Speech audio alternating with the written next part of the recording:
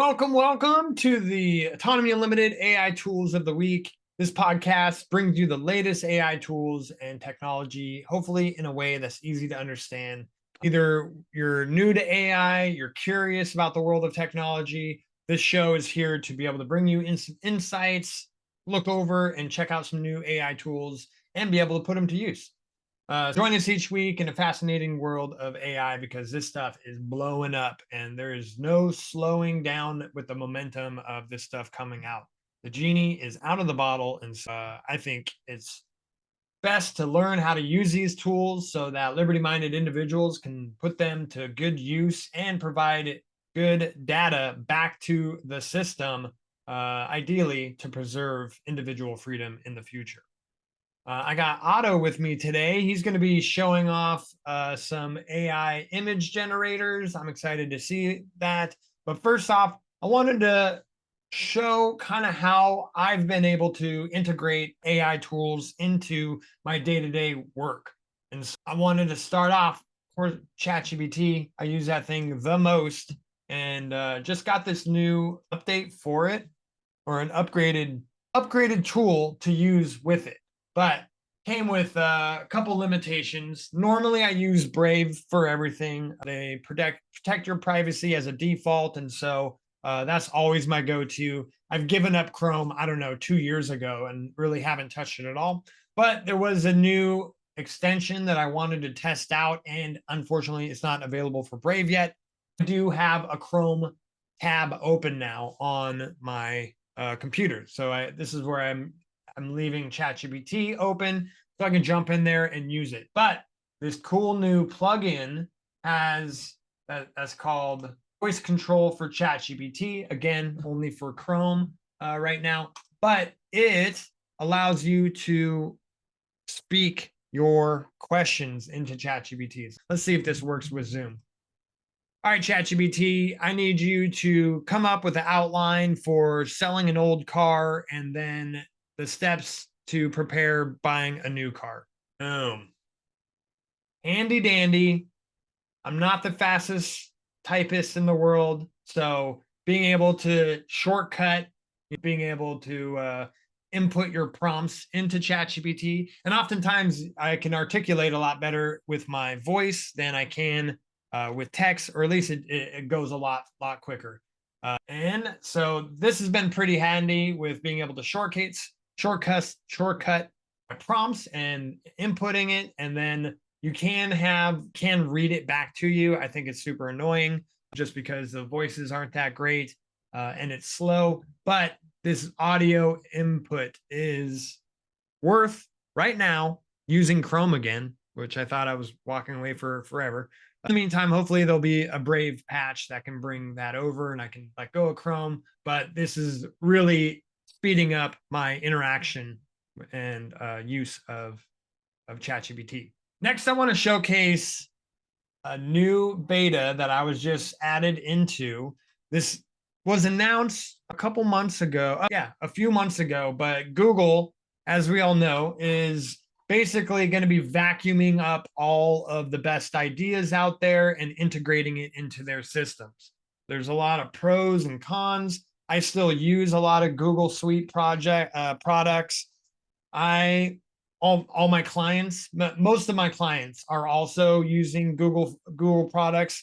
And unfortunately, it's the cheapest services out there. Typically, it's the most biased in the features that it offers. Decentralized solutions and decentralized tech has come a long ways, and I do have my eyes on a few of being able to recommend those to a clients. But as it is right now, Google's just the biggest thing out there. They're now integrating AI and language models into their workflows. I'm going to show off this video of a beta program that I was just granted access to yesterday. So check this out.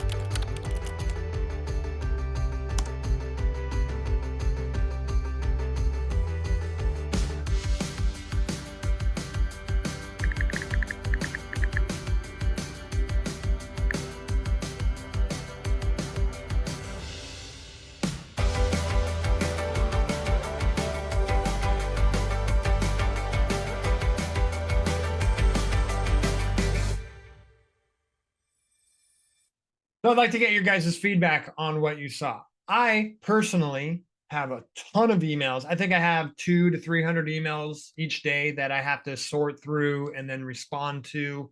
A lot of times things are very, I have to send the same replies back to the same type of emails, just running a marketing agency. So I have a lot of canned responses that are shortcuts on my email already. Being able to analyze what's being said and make a suggestion as a starting place for an email is super enticing for me because it's going to end up saving me time. And meanwhile, there's dangers, right, of generated responses, then being responded to by generated responses. And where does that train go? So what do you guys think about what you saw, and would you use it? I wouldn't use it at least for my personal email, but perhaps for business and company, it would be very handy, which then leads to a question if they can read all the internal communication from all companies, and that gives a lot of power to someone who's able to harness that information. That was my first thought. Tim, what do you think? My first thought was how many automated responses you're going to be responding to right off the bat. But it seems they always make it seem very intuitive. But once you're all alone with it, it might be a little more overwhelming than it looks. But it definitely looks like a nice interface with AI, with the emails and overview and responding. That's pretty cool. I'd be fascinated to take a poll on how many people can keep up with the emails that are coming at them. I imagine most people that aren't super efficient are just completely overwhelmed by emails and don't respond to the majority of them. That would drive me absolutely bananas. But I think your average Joe, unless they're in a manager or high up position that they have to sort through them, I think they're in overwhelm. This might really be a helpful tool to be able to help categorize and hone in on things that are really important and actually need responses versus all the spam, all the offers, everything that just goes along with email overload. Something I do want to showcase after seeing that, right? Because doing project management, right? Sometimes just an acknowledgement, hey, good job on the website is all that's needed to be communicated. Sometimes after reviewing, I have some team members that will send me 8-paragraph email, and all that's needed is sounds good, go ahead and do that, right? Response. And it takes me a lot. It's painful to like read all that details just to like to the point of, okay, yes, you have permission to move forward. This is too enticing for me to give up or to pursue. But I do want to showcase something that Richard Grove has gifted upon me. That recently Richard sent me a very nice sealing set for sending real letters and being able to take the time for handwritten responses to, if I got an example here. I don't. But this is a wax sealer. So you're able to do handwritten responses to people, drip wax on the envelope, and then he got me a custom sealer with my my initials on it. Quite awesome. I had the opportunity to send him a thank you note in response for the gift, and I think it's a tool to be able to unlock on a much deeper level of genuine communication to each other. So seeing this fast way of being able to communicate on a kind of a surface level between human beings to having these other tools, right, for a genuine thank you, which actually is, you get that in the mail and whoa, right, that's going to have a much deeper impact than a very well written email almost saying the same thing. I appreciate Richard Grove with introducing me into the whole world of letter writing and getting in the habit of making time to send thank you letters and things like that, because I think that's going to, especially now with all these new tools that are going to be coming out and being passed as communication, the difference, right? The difference of impact that your communications can have using old school methods. All right, let's see. I do have one more thing. I kind of just want to show off how I utilize AI through my work. And I use an email service called Superhuman AI. No, Superhuman is the name of the email service. It's rather spendy, but it is. Let's see if I could just show that. They promise to save me 3 hours a week by using their software. That caught my attention, and I gave them a shot, and I've been using them, I think, for a year now, and it is pretty dang cool. Let's see. Let me share the correct screen for you. Superhuman. I started using it a year ago. They have a really smooth, minimalized interface, but it's essentially using Gmail as the engine of the platform. And it's pretty great. I can't show you my version because then I'll be doxing everybody. But they just introduced AI into Superhuman. Think of it just a super minimalized platform of Gmail without all the bells and whistles. I'm able to just blast through my emails and send keyboard commands to them to where I get to inbox 0 every day. Like that's part of my process. That's how I stay on top of everything. And it's through this software that I'm able to keep up with all my emails. So check this out. It is pricey. It's $30 a month, but they're how they got me, right? Save 3 hours a week. I'm worth more than $30 an hour. So for them to be able to give me my time back, it was worth checking out and trying out. But they just got done adding AI to their software, and essentially just like kind of what you saw with Google, right? I'm just going to show a couple minutes of this, but this is their announcement. Hello, if you're seeing this video, then you're part of the first wave of trusted friends and family to get access to Superhuman AI. You can now write, edit, personalize, research, summarize, translate. You can see the clean interface. Let's jump in and take a look. The software. First no bells and whistles, nothing trying to get your attention. Into an email. Let me put myself over here. We recently launched a new website, and now is the time for me to email the company and to congratulate everyone on a job amazingly well done. What if I could just turn an idea into an email? Well, with Superhuman AI, I can do just that. I'm going to hit Command J. That is the shortcut for Superhuman AI, and it's inviting me to write my email in brief notes. Indeed, this is the example in the tooltip. I'm just going to say, congratulate the team on the new website. I'm going to hit Shift Enter. That will put a new line in. Enter would submit the form. And I'm going to say, call out Brittany for the beautiful design. And I'm also going to call out Laurel and Carlton for shipping. Now, what's cool about this is it's analyzing your previous emails and mimicking your voice that he's going to show here in a minute. It asks you some questions about you. How do you use emails? What's your industry? And so work is stunning. You've truly outdone yourself this time. Laurel and Carlton, thank you for working so tirelessly to ensure we shipped on time. Your hard work and dedication have not gone unnoticed. I am so proud of our team and what we have accomplished together. Let's all take a moment to appreciate this milestone and celebrate each other's successes. Thanks for all that you do.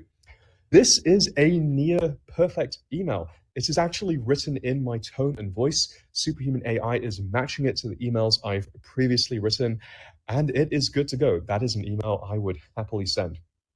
That is turning an idea into an email. I've tried that with ChatGPT, but there's robotic elements to it. That's definitely not my voice. For it to be able to analyze my previous emails and be able to get it pretty dang close to where there's minimal. This example.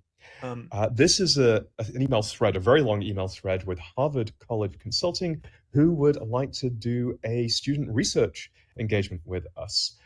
I'm now ready to hand this off over to somebody else. And the way that this would typically work is I would hand it over to my head of marketing, say, so he then something like, hi, say, summarizes that whole email chain, which that alone is in this super helpful. As if anybody working with teams can know. See if I can jump to show the result. Here you go. Boom. It just bullet pointed the whole email chain. So you don't have to go through in reverse order. Cool. So I'm excited to start adding that to my my workflow. Meanwhile, I want to hand the mic off to Otto and see what he's been doing with image generation.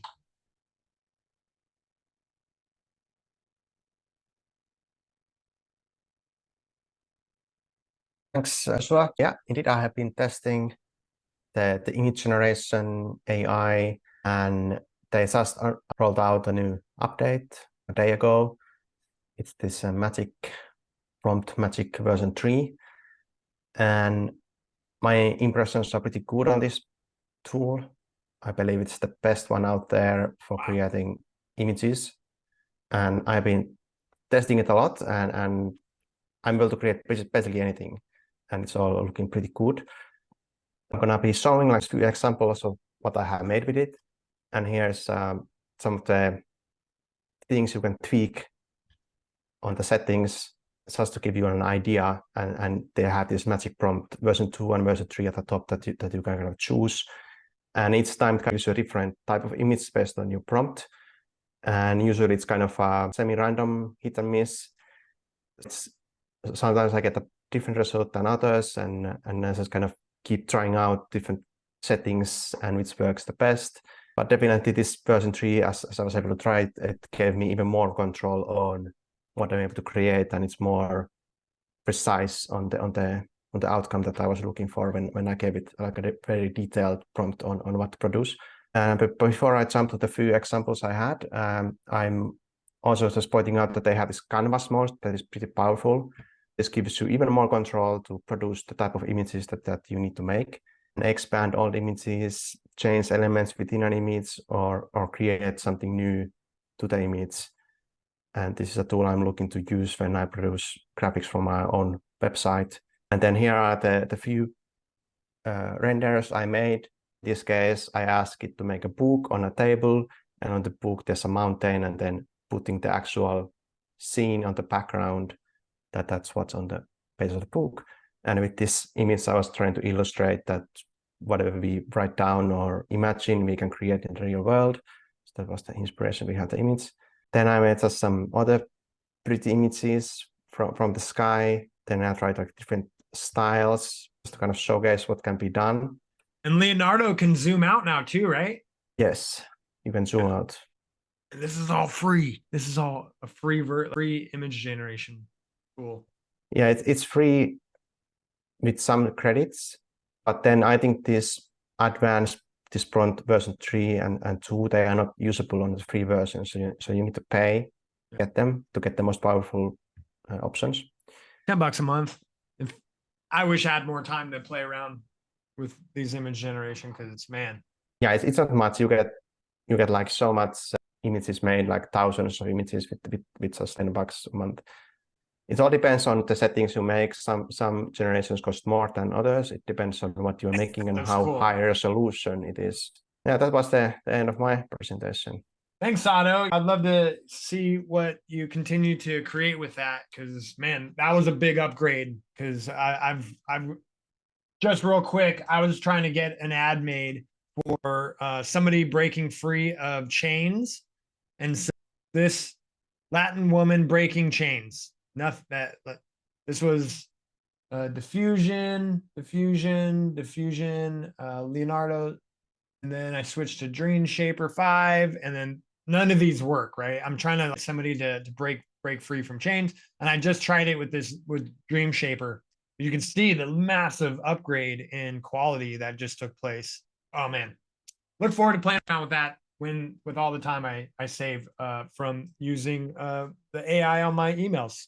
Well, thanks everybody. This was a real quick look at the new AI tools for this week. I hope you join us again at the same time next week and be able to learn something new. I'll have the links down below of what we went over. And then meanwhile, subscribe to this channel and ask any questions you want, and we'll try and answer them in a future episode. Meanwhile, hope you have fun testing out all these new tools. Thank you very much.